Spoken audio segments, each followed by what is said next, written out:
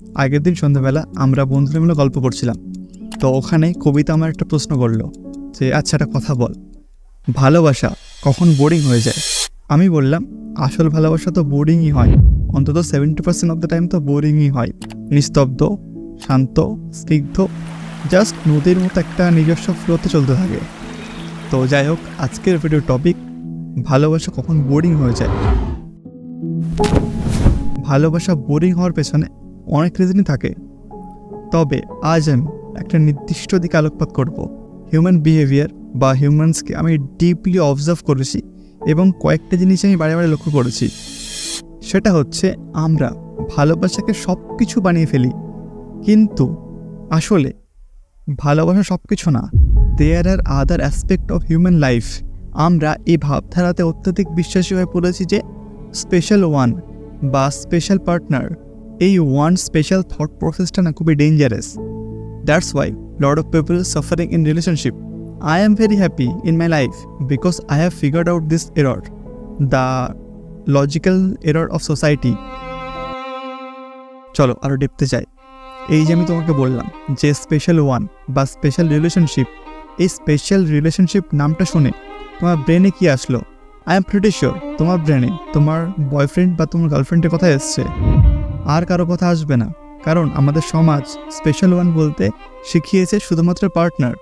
এবার আমাকে একটা কথা বলো, আমাদের আবেগ বা অনুভূতি অনেক রকমের হয়তো। এবার তোমার কি মনে হয় না আমাদের এই অনেক রকমের আবেগ বা অনেক রকমের অনুভূতির ভারগুলো আলাদা আলাদা মানুষের উপর দেওয়া উচিত?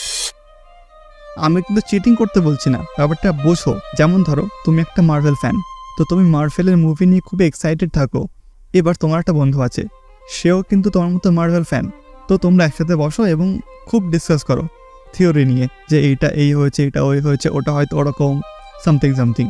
তাহলে কি এই বন্ধুটা একটা স্পেশাল ওয়ান হলো না, যার সাথে তুমি শুধু মার্ভেলের কথা বলতে পারো? নট শুধু মার্ভেলের কথা, বাট হ্যাঁ, মার্ভেলের টপিক আসলে তুমি ওকে খোঁজো যে হ্যাঁ ভাই চল ডিসকাস করি, ভাই নতুন ট্রেলার এসছে, চল ভাই ব্রেকডাউন করি, এটা কি দেখি। তো এই পার্সনটা একটা স্পেশাল পার্সন হলো না?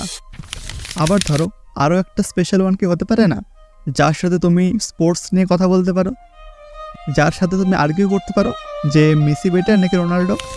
আরও হতে পারে যে ইন্টেলেকচুয়াল স্পেশাল ওয়ান, মানে যার সাথে তুমি ফিলোসফিক্যাল কথাবার্তা বলতে পারো বা খুবই ডিপ কথাবার্তা বলতে পারো, তাই তো? এও কি তাহলে একটা স্পেশাল ওয়ান হয়ে গেল না, যার সাথে তুমি তোমার ইন্টেলেকচুয়াল কথাবার্তাগুলো বলতে পারো?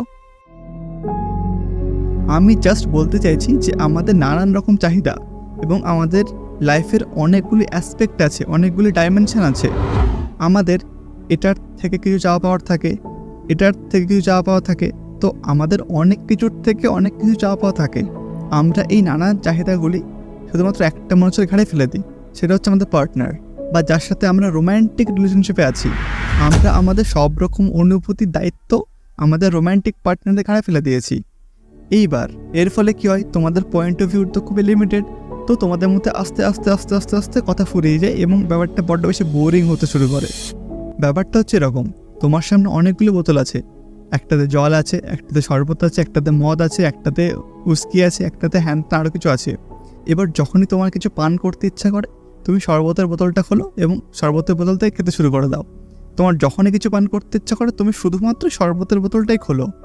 তাহলে কি হয়, শরবতের বোতলটা তাড়াতাড়ি শেষ হয়ে যাচ্ছে এবং বাকিগুলো পুরো ফুল পড়ে আছে, তাই তো? এইবার শরবতের বোতলটা কি তাড়াতাড়ি শেষ হয়ে যাবে না?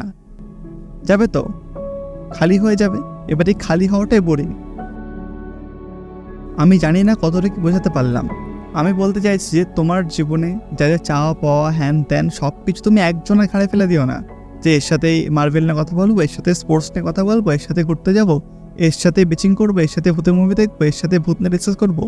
তোমার লাইফের অনেকগুলো অ্যাসপেক্ট, তো অনেকজনের সাথে কথাবার্তা বলো, অনেকজনের সাথে ব্যাপারটা অনেকজনের সাথে ডিসকাস করো, তবেই তো তুমি তোমারও ব্রেন খুলবে, ওদেরও ব্রেন খুলবে, তোমাদের মধ্যের টপিক কখনোই শেষ হবে না।